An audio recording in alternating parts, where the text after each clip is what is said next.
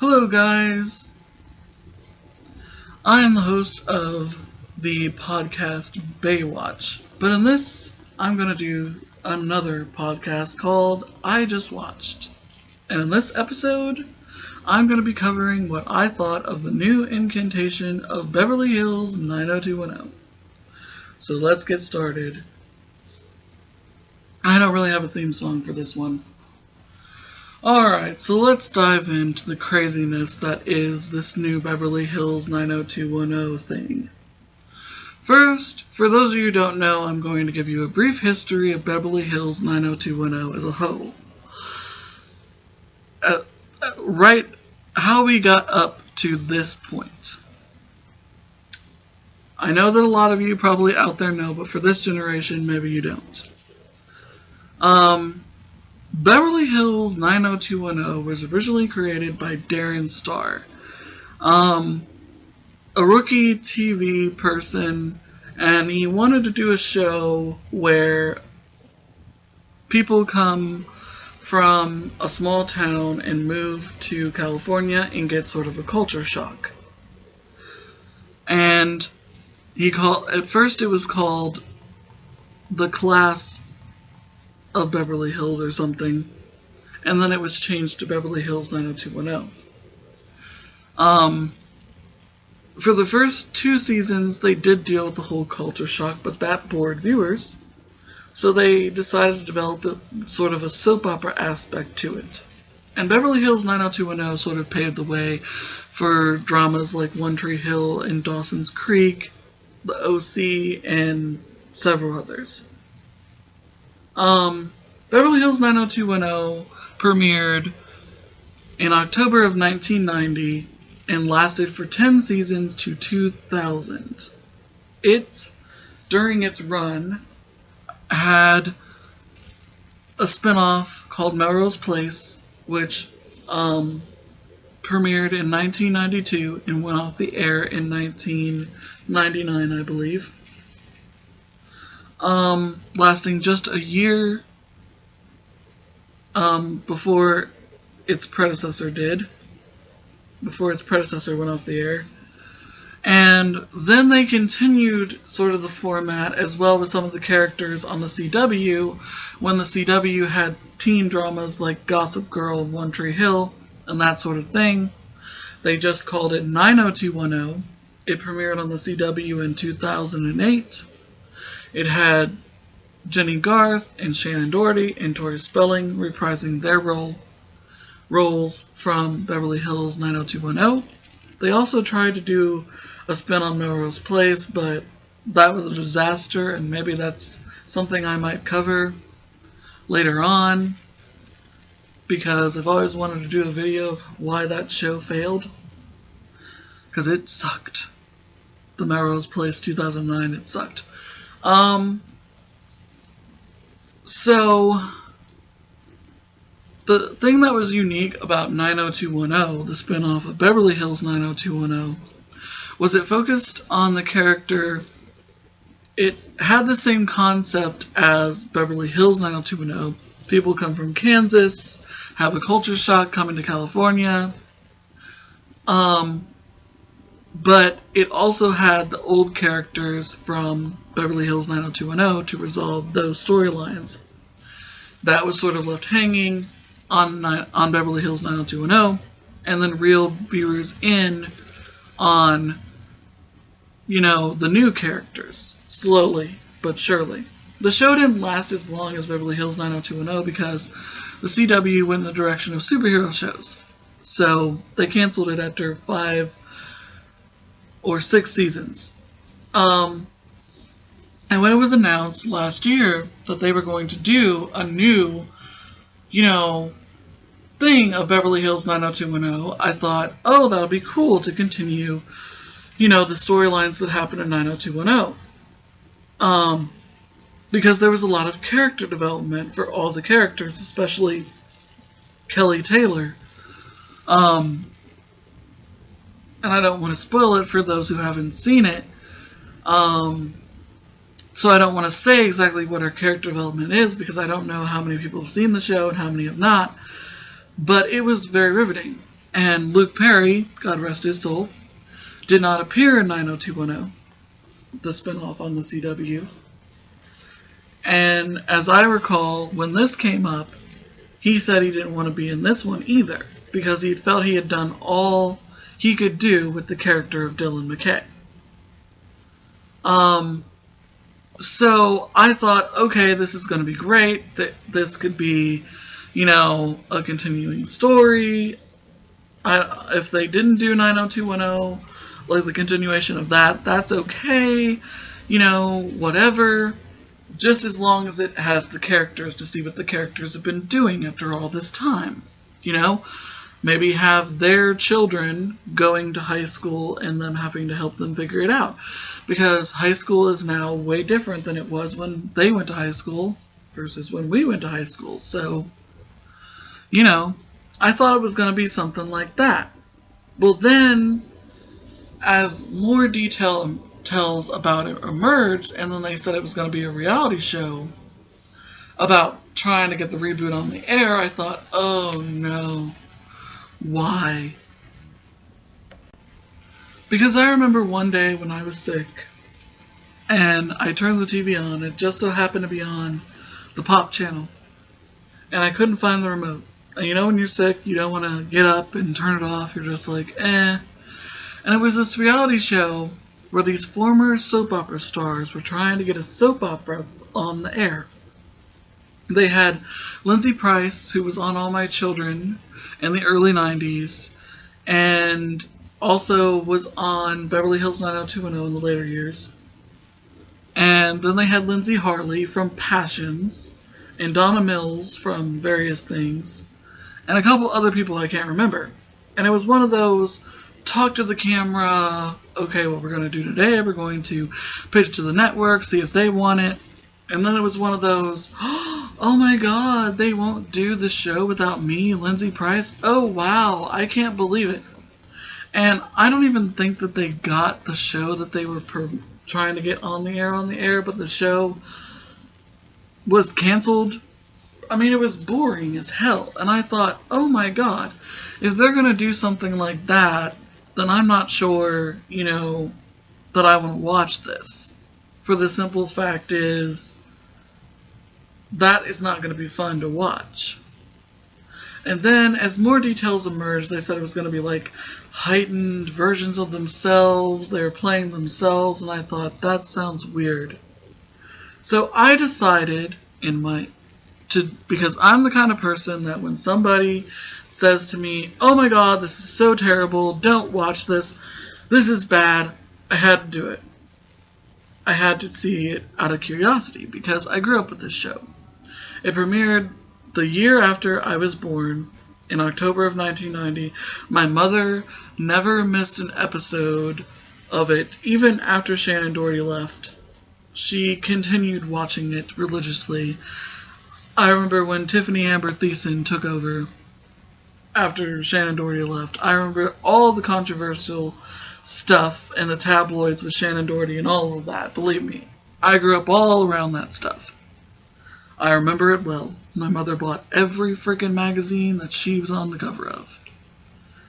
But anyway, so I decided, okay, for nostalgia, okay, for curiosity, I will check this out and I will see if this is something interesting. And it turned out it was premiering on Wednesday, and it premiered last Wednesday. A new episode's on tomorrow, which I'm not watching. But the episode, and I was like, what is heightened? So I looked it up, and heightened is more intense than normal, is what the definition of heightened is. So they are playing a more intense than normal version of themselves. Think about that for a second. So let me break down everything in this first episode for you, because a lot of reviewers haven't done this, okay? There's been some reviews of this on YouTube, but they don't break it down so you can understand what's going on. So, the episode opens with sort of like it's the revival. Brandon is in charge of the Peach Pit. Kelly is working there as well. David and Donna are customers. Steve and Andrea come in. And then the lights start to flicker, and it looks like Brenda's about to come in, and Tori Spelling wakes up screaming. And they're going to the 30th anniversary of the show, which the pilot was filmed in 1989, 1990. Therefore, it's only its 29th anniversary, I think. Because everything from 1990 will be 30 years old next year. Not this year. So they're playing themselves, but they're not playing themselves.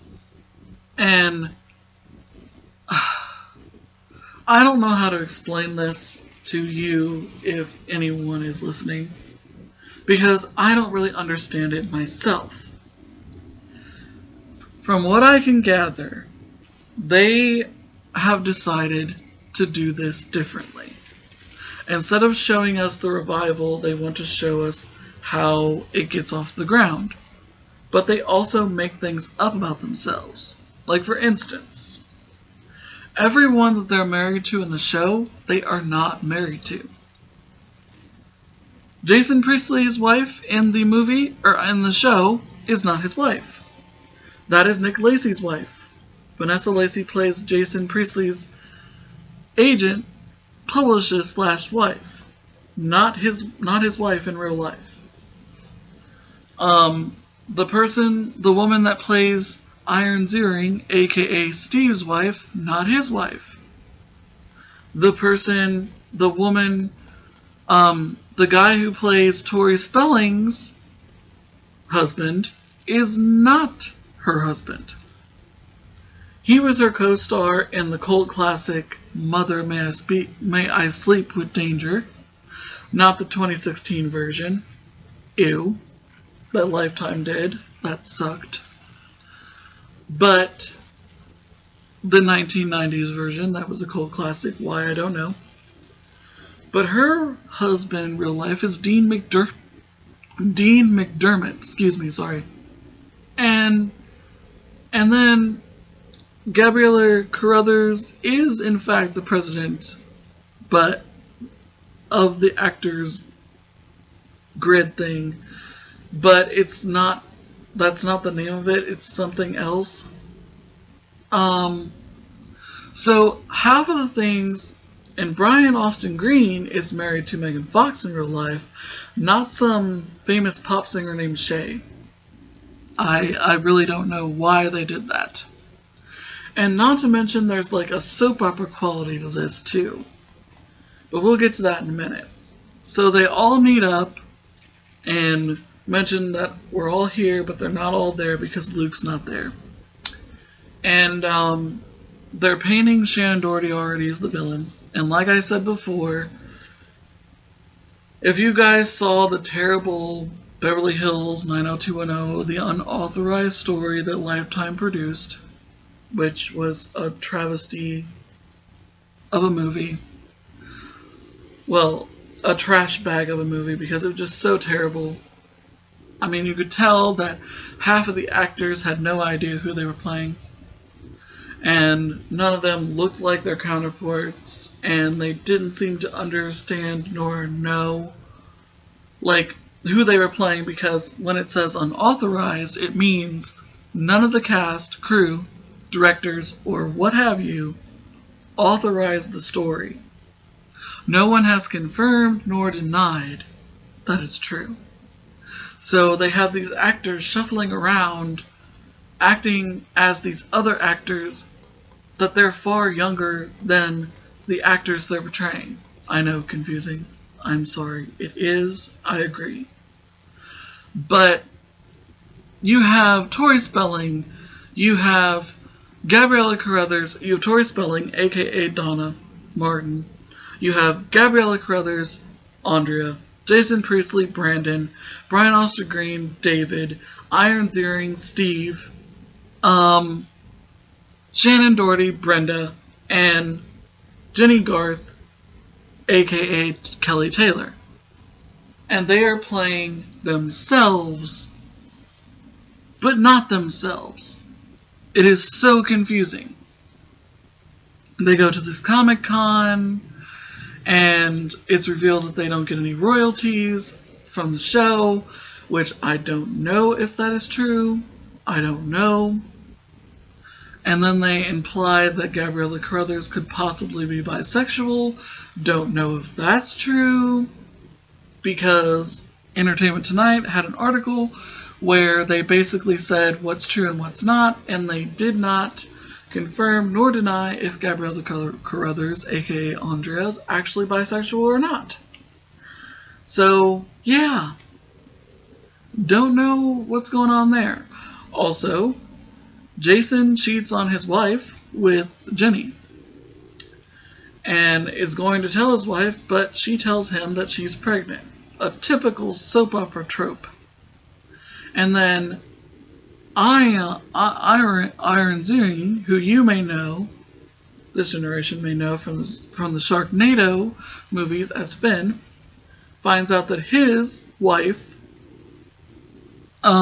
is cheating on him via, she butt dials him or something, and it's a voice call, and they see them. They all conspire to steal Donna's dress from the Spring Dance episode. By the way, you can see all 10 seasons of Beverly Hills 90210 on Hulu. So catch up to figure out where you are. I don't know if the spinoff 90210 is on there. I have to look and see. But anyway, they steal this dress. They get into Brian Austin Green's wife's private jet. They all get arrested for stealing it. And Tori Spelling gets the idea for the reboot because she's broke. And it's pretty much all you need to know. And honestly, this is possibly I don't understand why they would do this to themselves. And as for the Shannon Doherty thing, that really made me mad. Because that's all been resolved behind the scenes. That was resolved when they did 90210, the spinoff on the CW. And apparently they've been really close lately because Shannon Doherty had cancer. And I don't like that they are making her the villain. Because I have learned growing up with such hit shows like Roseanne, Beverly Hills 90210, The Cosby Show. Lisa Bonet was always in the tabloids. Shannon Doherty was always in the tabloids. And they always had something to say about the Different Strokes cast. I mean, and it's hard to decipher, what is real and what is not when it comes to that. Because in Jenny Garth's book, yes, she did mention that there was friction between her and Shannon. But it wasn't as bad as the press made it out to be. I mean, some say Shannon left, or that Shannon was a diva on set and left because she was hard to control, and then other people say that she left because she wanted to pursue other projects, and she ended up doing that movie Mallrats, which became a cult classic, when she left Beverly Hills 90210, and if she didn't leave Beverly Hills 90210, she probably wouldn't have been able to do Charmed. I mean, a lot of people don't remember she did Charmed. She was Prue Hollowell, and she was damn good on that show. She deserved an Emmy. And I don't understand why they're attacking her now. It's in the past. Leave it alone. Let it go. And no one, don't get me wrong, I love these actors, I love their characters, but why would you want to put yourself out there? Celebrities are always talking about, oh, I want my private life separate from my professional life. Why are you putting it out there? Why are you saying you're married to this person when you're actually married to that person? Why are you saying all these things? Oh, I'm not, like, Tori Spelling's not financially as secure as you would think she was. And all of this. It's like, why would you even bother? You know what I mean? It just seems so wrong that you would want to put yourself out there like that. And honestly, as a fan of the show and of Jenny Garth and Shannon Doherty and Tori Spelling, because I grew up watching them in Beverly Hills 90210 and also in several TV movies of the week,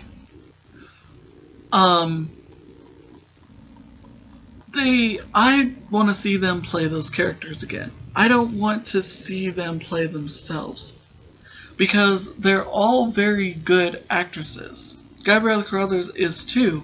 She was in some TV movies of the week as well.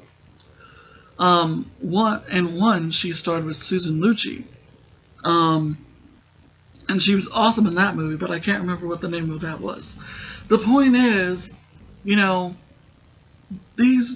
they are good, and if they want to play those characters again, then play those characters again. Don't play heightened versions of yourself. I mean, it's like the Real Housewives of whatever. It's like, that you're acting a fool, and Hollywood is not going to cast you in anything if you're in one of those things. Because it's literally fight, and it's ridiculous. And it looks like that's what it's going to be. And I don't want to invest my time in something that it's behind the scenes. And I predict the show's going to get canceled before we even get to that point. And I don't want to invest my time in it. And the fact that they added all these things that aren't in their real life and has tried to trick up viewers, try to figure out what's real and what's fake, it's like, we don't care. We want to see those characters. That's what we want you to do. We don't want you to be playing versions of yourself. The fans love you for who you are. They know what you've been in and what you've been through, because true fans follow your career from the lowest point to the highest. And they don't care what you've been through. They'll follow you wherever you go. And, putting forth, things that aren't your life is just not good. It's either, play the characters, do the reboot thing, or don't. But why would you do something like this? I just didn't get it. That's not to say that if you're a fan of Beverly Hills 90210, you shouldn't watch this. Everyone to their own thing, but I just can't get into it. And that's what I thought of the new Beverly Hills 90210 reboot, reality-based, heightened version thing. If you listen to this, let me know in the comments below what you think about it, and who are your favorite characters. And rest in peace to Luke Perry, who said he didn't want to be in this. I remember him saying he didn't want to be in this, but a lot of people are saying that he would want to be in this, but I don't think he would want to be in a version where he's playing himself. I don't think he would want to do that. I don't know. Didn't know him personally. I was Team Brenda and Dylan all the way when the show had that whole love triangle thing going on, and how Dylan, picked Kelly instead of Brenda. I always hated that, because I felt that if Kelly and Dylan were going to be a thing, and they hadn't been till Brenda had come into town, then they were never going to be a thing. And it turned out that it didn't work out like I kind of predicted that it wouldn't. So, yeah, I was Team Brenda and Dylan all the way, if anyone wonders. So tell me in the comments below also if you were Team Brenda or Team Kelly.